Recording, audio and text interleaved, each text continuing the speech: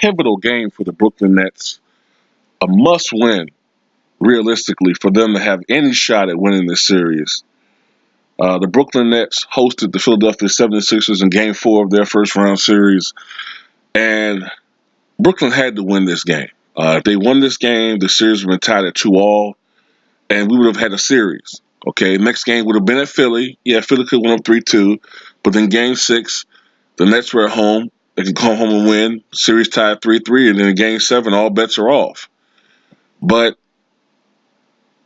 that didn't happen. That didn't come to pass. And the Sixers won by the final score of 112-108 to take a commanding 3-1 series lead. And it's not impossible to come back from 3-1.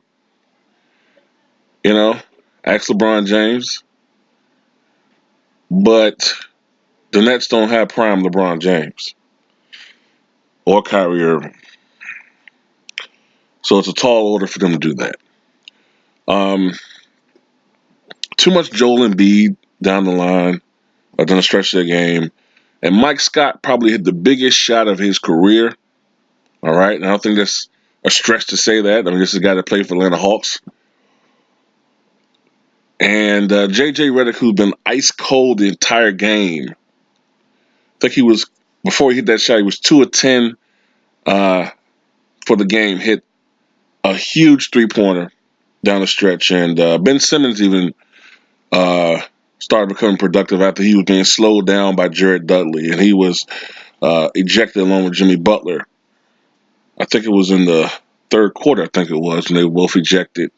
Um, you know, as I remember Reggie Miller said that he thought that with both those guys being ejected, the ejection favored the Nets over the Sixers. And I can understand that. Jimmy Butler is considerably a better player than Jared Dudley.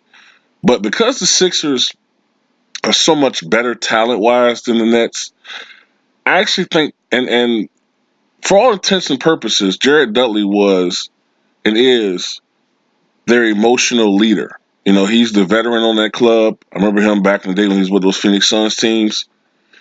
Okay. Um, he's the veteran. And as you can see, yeah, he's not the best player on the floor. Like he's not even the best player on the floor for the Nets. But he was providing leadership out there for the Nets. And he was cooking offensively. You know, I think he had 8 points when he was ejected. And he was like he was basically like their enforcer. When he was ejected, it was like the Nets kind of lost some confidence out there. I don't know, like it was a dual-edged sword. The Nets kind of lost confidence, or they kind of got a little wayward as far as what they want to do on offense. Some of it was just they were just missing shots too. But the ejection also woke up the Sixers, and Joel Embiid had a great game. I think he had 36 points.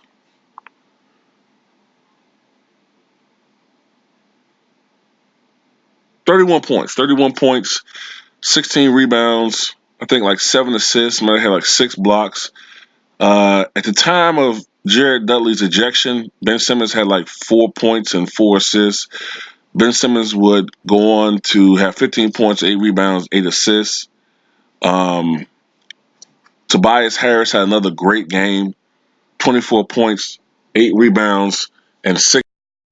In all honesty, man, in this league that we have now, where it's basically a 3-point shooting league, I mean, basketball should never be oversimplified, but it's basically like,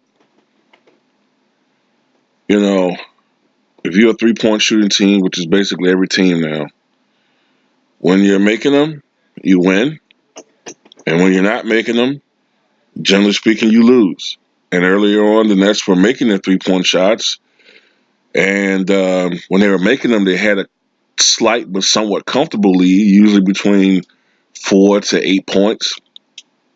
But in the fourth quarter, they only scored 17 points.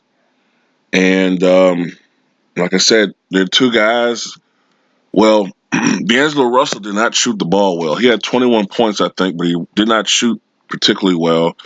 And Karis LeVert, who had been cooking them, the Sixers, through the first three quarters, did not really score. I don't think either he only had like 2 points or he didn't score in the fourth quarter. And Joe Harris, this is why I always talk about the playoffs, man. Like when I talk about separating the good and even great players from legendary ones. Like Joe Harris won the 3-point contest this year. We all know that. And he also led the NBA in 3-point percentage. But a lot of that shit don't matter if you can't translate that into the playoffs. You know what I'm saying? Like, that's why Reggie Miller is looked at as one of the all-time great 3-point shooters. He might have had the highest percentage, okay? 39.5% is very good, but it's not the highest percentage. You know what I'm saying? I can name a lot of guys that had higher percentages than that. Hubert Davis, B.J. Armstrong, Peja Stojakovic, Glenn Rice. You know what I'm saying? There are a lot of guys that had higher percentages, but in crunch time, in the playoffs, in pressure moments, there was nobody better. Very few people are better than Reggie. So Joe Harris is having a terrible series. You know what I'm saying? Um,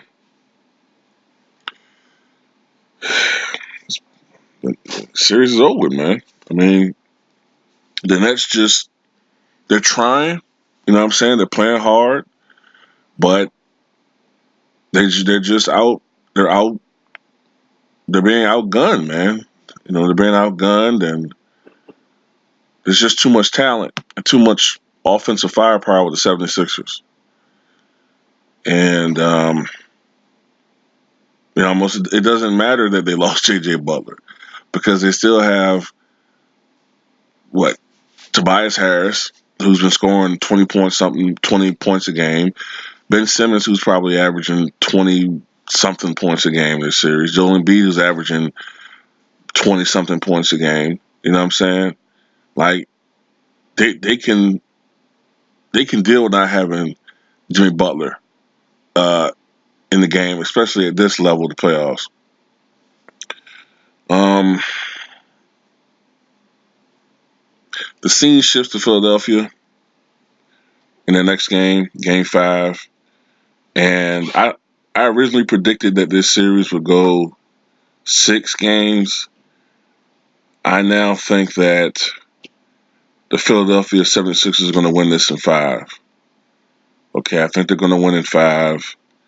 And Brooklyn just blew a huge opportunity, man. But the one positive I'll say about this team is that they put up a good fight, okay? For a 6-seeded team, they put up a hell of a fight. And, maybe I'm wrong. Maybe most of the people are wrong. Maybe they'll be able to pull off some type of minor miracle and win Game 5 and make this a series. But I don't see it. You know, I do want to say something, right? I like Jared Dudley, man. I like him. Watching that game, I like him, man. He got heart, man. He got heart, and he's a tough motherfucker, man. And I like how he bullied those motherfuckers. You know what I'm saying? He won't take no shit. He remembered what Ben Simmons did, the little gesture that he did when he shot the air ball. So, you know what I'm saying? He made the 3. Later on, a couple of sequences later, he made another 3, and then he returned the favor. You know what I'm saying? I also remember, I think when the Sixers were going to inbound the ball, and Jared Dudley yoked his ass. Well, not yoked him, but you know what I'm saying. Jared Dudley nudged his ass hard, and Ben Simmons looked at the officials and shit. Now, this is what I don't like about Ben Simmons, right? Now, when Jared Dudley did that, he didn't try to confront Dudley at all, Simmons. But, you know what I'm saying, later on, right? Later on, after that hard foul, and Jared Dudley got hit behind by Jim Butler, which was a little bit of a bitch move too. Then all of a sudden, when it was like a whole bunch of motherfuckers, now Ben Simmons want to fucking come in and try some shit. Like, man, shut the fuck up, dude. You ain't do shit when it was just you and him. Jared Dudley, like, he'll whoop your motherfucking ass, man. You know what I'm saying? I don't like Ben Simmons, man. I'll be honest with y'all. I don't really particularly like the guy, man. That's just my personal opinion. I try not to let that affect like how talk, coverage, the game, the games or how he played, But personally, I don't like him, man, because I think he's representative of what's wrong with a lot of these NBA players now. You know what I'm saying? Like, you never used to see point guards who couldn't shoot and who couldn't shoot free throws. I keep emphasizing that because even guys who couldn't shoot, like a Avery Johnson, could at least shoot 70% from the foul line. You know what I'm saying? Like, because the point guard has the ball in his hands so much down the stretch of games, it's a liability to have a dude who can't shoot free throws. Now, that might not mean much when you're playing the first round, but the farther you go, you know what I'm saying, and the margin for error gets smaller, then you got these guys that, like, only barely 60% for his career, I think. Maybe less than that from shooting free throws. Like, you got a bunch of guys who are good athletes or great athletes that are just playing basketball rather than these guys just being basketball players. You know? I don't know, man. It's just a new epidemic where you got these guys that are perimeter players that can't shoot free throws or can't shoot. Like, I mean, I understand a big man not being able. It's like the league is topsy turvy, like flipped around. You got all these fucking 7-footers who can shoot threes now, who can shoot threes better than the wings in the 80s and early 90s. They can shoot better from downtown than those guys, right? You got guys now like Marc Gasol that can shoot three ball better than goddamn Michael Cooper could, right? But on the flip side, you got perimeter guys like Alonzo Ball and maybe him, Ben Simmons, who would lose to fucking Chris Dudley and Shaq in a free throw shooting contest. Like, what the fuck is that shit?